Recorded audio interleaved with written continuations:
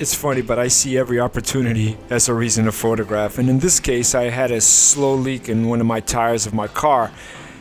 And as they were repairing the tire, I noticed in the back, this gentleman here, Russell, is inside like one of those containers that you would see on the back of an 18-wheeler. And he had transformed this into a shop that he can repair the tires. So yeah, what do you think I did? Of course, I went on there. As you can see, I am like squeezed in the back there somewhere. And okay, you're gonna get dirty. But if you want a good shot, you've got to look for those angles that put the viewer in a situation that they might not find themselves in.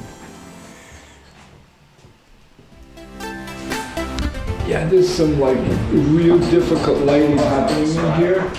He's got that little light bulb over there at his stand, and you got fluorescent lights, so there's a lot going on, and the way that you meter for this is really what sets it apart. I'm focusing mostly on that little light bulb there as opposed to those lights, because it just creates a far more dynamic light.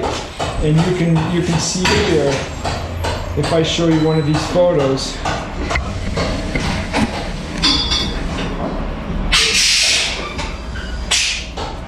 how much more dynamic that is. But you gotta look for interesting angles, you know, don't stay static because you think you got a good photo. Keep moving around, there's always cool stuff. You've got to be patient.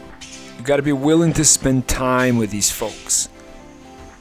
There is the moment that he'll look away, somebody calls him, and then that's when you get a really cool dynamic shot.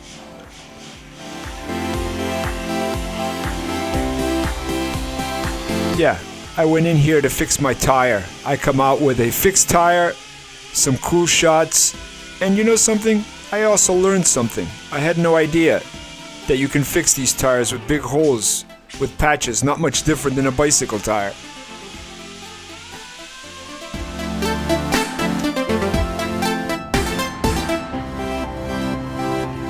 Yeah, sometimes you think ahead, and you think about an event that hasn't even happened yet. And in this case, I knew that Flag Day was going to be celebrated on June 14th, so I was on the lookout. And then when I saw these students, JROTC members of the New Bedford High School, putting up their flag first thing in the morning, I'm like, you know something? I'm going to go and photograph this.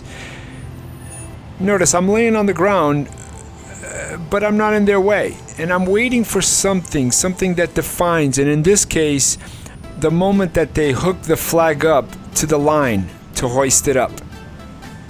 You can see there's a triangle happening. Broad base at the bottom with the flag slowly progresses upwards to the hands attaching it to the cable at the top.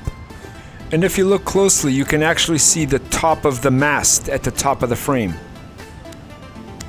And if you look, I'm only carrying one camera with one lens. I'm a strong believer that less is always more.